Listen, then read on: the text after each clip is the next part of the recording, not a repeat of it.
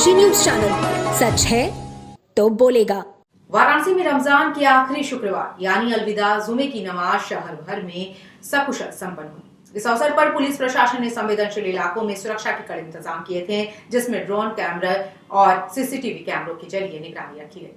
वाराणसी के नदेसर स्थित जामा मस्जिद में भी अलविदा जुमे की नमाज अदा की गई। नमाज अदा करने के बाद मीडिया से बात करते हुए नवाजी ने बताया कि अलविदा जुमे की नमाज रमजान के आखिरी दिन अदा की जाती है और इसे खास पवित्र माना जाता है।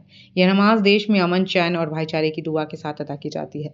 उन्होंने कहा, इस समय देश में नफरत का माहौल फैलाने की कोशिश हो रही है, लेकिन हम सभी को प्यार और मोहब्बत का माहौल बनाना चाहिए।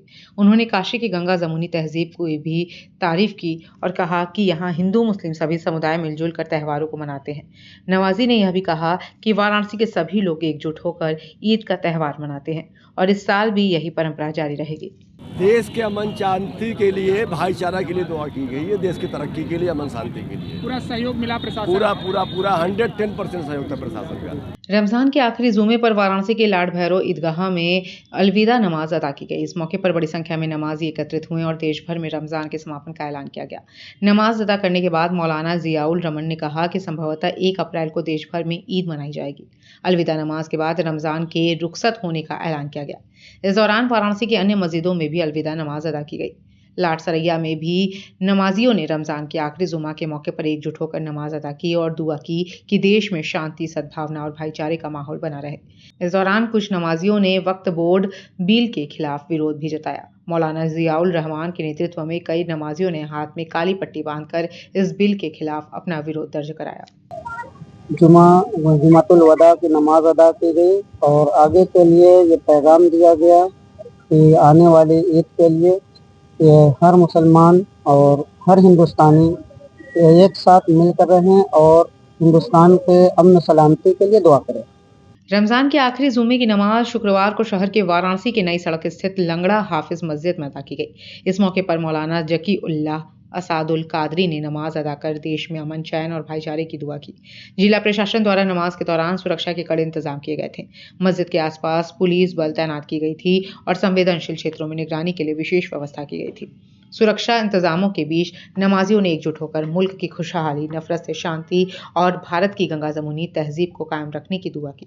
मौलाना जकी उल्लाह असादुल कादरी ने तकरीर में समाज में अमन और भाईचारे की आवश्यकता पर जोर दिया और कहा कि रमजान के इस पवित्र माह में हर मुस्लिम की कोशिश होनी चाहिए कि वह न केवल अपने धर्म का पालन करे, बल्कि समाज के हर वर्ग के लिए सद्भाव और शांति का पैगाम भी दे।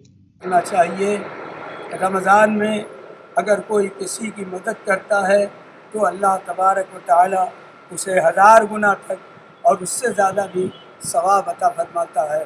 मुसलमानों को चाहिए कि वो दूसरों पर भरोसा न करके अब अपने आप को संभालने की कोशिश करें। उनकी इक्तिसादी हालत जितनी ख़राब होती जा रही है उसको दुरुस्त करने के लिए उनको और कौम के हर फर्द को कोशिश करना चाहिए कि सबकी हालत जो कमज़ोरी है वो दुरुस्त हो।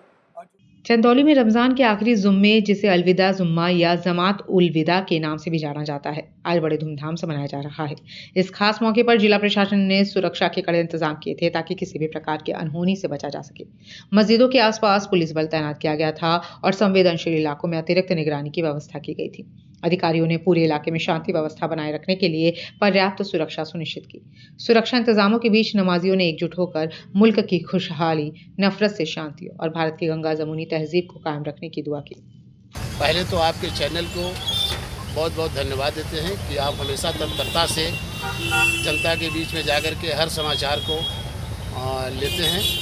और आज अलविदा का जो नमाज होता है वो 1 महीने का पवित्र रमज़ान शरीफ का महीना हम लोगों के मुस्लिम धर्म में चालू होता है और मुस्लिम लोग उसके बड़े इबादत के साथ रोज़ा रखते हैं।